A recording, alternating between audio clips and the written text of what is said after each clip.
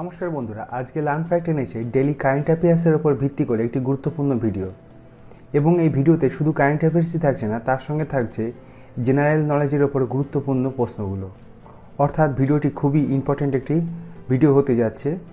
আশা করি শেষ পর্যন্ত ভিডিওটি আপনারা দেখবেন। এখানে প্রথমে থাকছে আপনাদের জন্য ডেইলি কারেন্ট অ্যাফেয়ার্স এবং তারপরেই থাকছে মক টেস্টের গুরুত্বপূর্ণ প্রশ্নগুলো। তো আজকের প্রথম কারেন্ট অ্যাফেয়ার্স যেটি আছে, এসএআই বা secure application for the internet নামক মেসেজিং অ্যাপ্লিকেশন কার জন্য চালু করা হয়? খুব গুরুত্বপূর্ণ প্রশ্ন এটি। পিএসসি তাই যে কোনো পরীক্ষাতে এই প্রশ্নটা দিতেই পারে।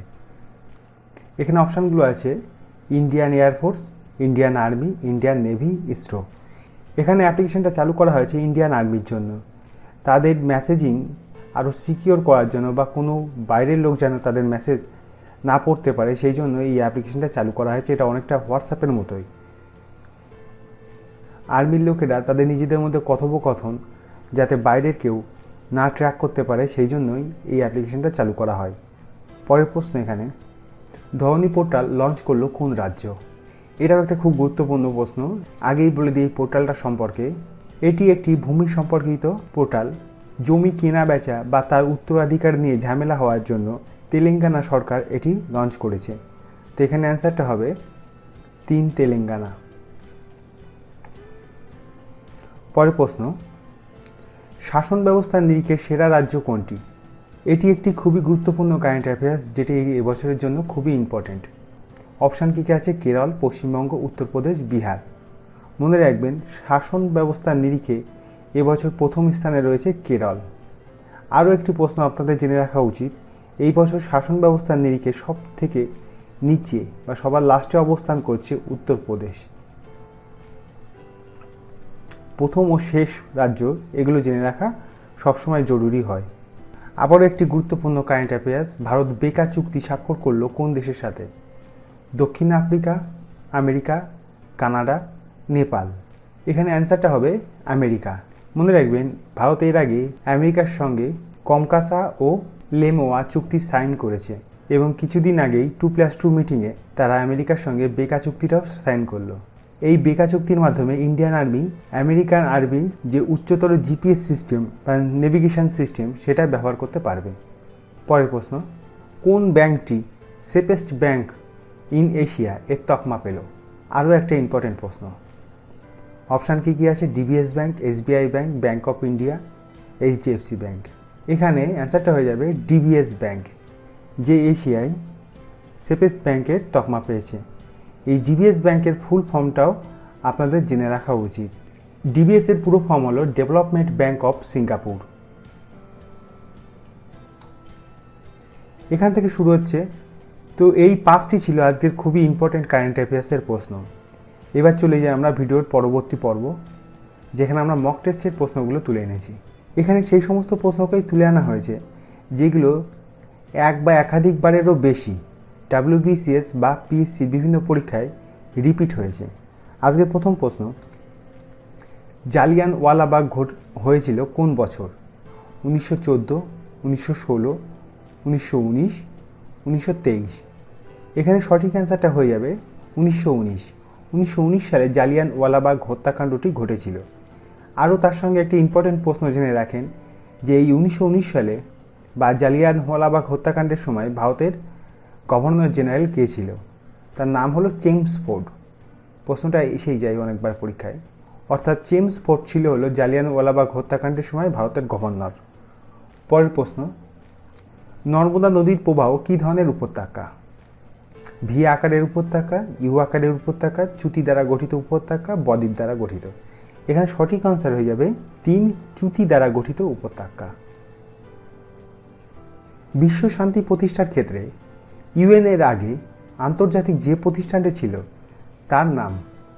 এখানে আগেই বলে দিই, ইউএন এর পুরো ফর্ম হলো ইউনাইটেড নেশন। তো বলতে চাইছি, ইউনাইটেড নেশনের আগে বিশ্ব শান্তি রক্ষার্থে যে সংস্থাটা ছিল তার নাম কি? সমস্ত রাষ্ট্রগুলিকে নিয়ে আন্তর্জাতিক গোষ্ঠী, জাতিগোষ্ঠীগুলির সমন্বয়, লিগ অফ নেশন, ওপরের কোনোটিই নয়। এখানে সঠিক আনসার হয়ে যাবে 3, লিগ অফ নেশন। পরবর্তী প্রশ্ন, খুনিয়ার যুদ্ধে বাবরের প্রধান প্রতিপক্ষ কে ছিল? বহুবার পিএসসির বিভিন্ন পরীক্ষায় এই প্রশ্নটা এসেছে এবং ভবিষ্যতেও রিপিট হওয়ার সম্ভাবনা অনেক বেশি। মোহাম্মদ লোদি, হিমু, রানা সঙ্গ এদের কেউ নয়। আমি প্রশ্নগুলো পড়ার সাথে সাথে আপনারা চেষ্টা করবেন আমি অ্যান্সার বলার আগেই আপনারা নিজেরা অ্যান্সারটা মনে মনে রিপিট করার এবং পরে আমার অ্যান্সারের সঙ্গে নিজেদের উত্তরটা মিলিয়ে নেওয়া। এতে আপনাদের প্র্যাকটিসও হয়ে যাবে এবং ভুল হলে সেটা শুধরে নিতে পারবেন। এখানে সঠিক অ্যান্সার হবে রানা সঙ্গ। খুনিয়ার যুদ্ধটা খুব একটা ইম্পর্টেন্ট যুদ্ধ, যেখানে বাবরের প্রধান প্রতিপক্ষ ছিল রানা সঙ্গ। পরবর্তী প্রশ্ন, সার্বভৌম কথাটির অর্থ কী বা সার্বভৌম শব্দটির অর্থ কী? বৈদেশিক নিয়ন্ত্রণ থেকে মুক্ত, আন্তর্জাতিক নিয়ন্ত্রণ থেকে মুক্ত, সীমানা সম্পর্কিত বিতর্ক থেকে মুক্ত, কোনো আন্তর্জাতিক সংস্থার নিয়ন্ত্রণ মুক্ত। এখানে সঠিক অ্যান্সার হয়ে যাবে 4, কোনো আন্তর্জাতিক সংস্থার নিয়ন্ত্রণ মুক্ত। পরবর্তী প্রশ্ন, স্বাধীনতার পর দেশীয় রাজ্যগুলিকে সংযুক্তির ক্ষেত্রে কোন ভারতীয় নেতা মুখ্য অবদান পালন করে? খুব একটা ইম্পর্টেন্ট প্রশ্ন। আচার্য কৃপালনী, বল্লভভাই প্যাটেল, মহাত্মা গান্ধী, জওহরলাল নেহরু। মনে রাখবেন সর্দার বল্লভভাই প্যাটেল এই দেশীয় রাজ্যগুলিকে সংগঠিত করে ভারতবর্ষ তৈরি করেছিল। এই জন্যে এনাকে লৌহ মানব বলে আখ্যা দেওয়া হয়। আজকের যে ভারতবর্ষের ম্যাপ আমরা দেখি তার পিছনে সবচেয়ে বড় অবদান এই বল্লভভাই প্যাটেলের। মিরাট ষড়যন্ত্র মামলা শুরু হয়েছিল। ইতিহাসে অনেকগুলি ষড়যন্ত্র মামলা আছে এবং সেই ষড়যন্ত্র মামলাগুলির সাল এবং কোন ষড়যন্ত্র মামলার সঙ্গে কে জড়িত সেগুলো একটু নজরে রাখবেন বা ছক করে পড়ার চেষ্টা করবেন, তাহলে আরও সহজে মনে রাখতে পারবেন। অপশানগুলো আছে 1929 সাল, 1934 সাল, 1942 সাল, 1931 সাল। এখানে অ্যান্সারটা হয়ে যাবে 1929 সাল। নাসিরউদ্দিন চিরাগ কে ছিল? এই নাসিরউদ্দিন চিরাগ ভারতের ইতিহাসের একজন উল্লেখযোগ্য ব্যক্তি ছিল। তিনি কিসের সঙ্গে যুক্ত ছিল সেটাই জানতে চাইছি। খলজি বংশের একজন সুলতান, একজন সুফি সান্ত, গিয়াসউদ্দিন বলবনের মন্ত্রী, আলাউদ্দিন খলজির সেনাপতি। এই নাসিরউদ্দিন চিরাগ ছিলেন একজন সুফি সান্ত, অর্থাৎ 2 হয়ে যাবে আমাদের সঠিক অ্যান্সার। তাছাড়াও বলে রাখি, দিল্লিতে নাসিরউদ্দিন চিরাগের নামে একটি স্থান আছে যেটা চিরাগি দিল্লি নামে পরিচিত এবং খুবই প্রসিদ্ধ জায়গাটি। 3 বিঘা করিডর যোগ করেছে, এই প্রশ্নটি গত 2 থেকে 3 বার WBCS এ রিপিট হয়েছে। অপশানগুলো কী কী আছে? ভারত ও পাকিস্তানকে, ভারত ও চীনকে, ভারত ও ভুটানকে, ভারত ও বাংলাদেশকে। এখানে সঠিক অ্যান্সার হয়ে যাবে, আমি বলবো ভিডিওটা এখানে পজ করে আপনাদের উত্তর কমেন্টে লিখুন এবং তারপর আসল উত্তরটি দেখুন। এখানে আমি কিছুটা সময় দিচ্ছি, ভিডিওটা পজ করে আপনারা আপনাদের উত্তরটা কমেন্টে লিখে দেন। তো এখানে উত্তরটা হয়ে যাবে ভারত ও বাংলাদেশকে। খুবই ইম্পর্টেন্ট একটা প্রশ্ন। টেলিযোগাযোগের জন্য কোন ধরনের তরঙ্গ ব্যবহার করা হয়? অবলোহিত রশ্মি, অতিবেগুনি রশ্মি, মাইক্রো তরঙ্গ, এক্স রশ্মি। এখানে সঠিক অ্যান্সার হয়ে যাবে মাইক্রো তরঙ্গ, যেটাকে টেলিযোগাযোগের জন্য ব্যবহার করা হয়। পরবর্তী প্রশ্ন, এখানে দিল্লির সুলতানি বংশের শেষ শাসক কে ছিলেন? আলাউদ্দিন আলম শাহ, ইব্রাহিম লোদি, বহলুল লোদি, সিকান্দার শাহ।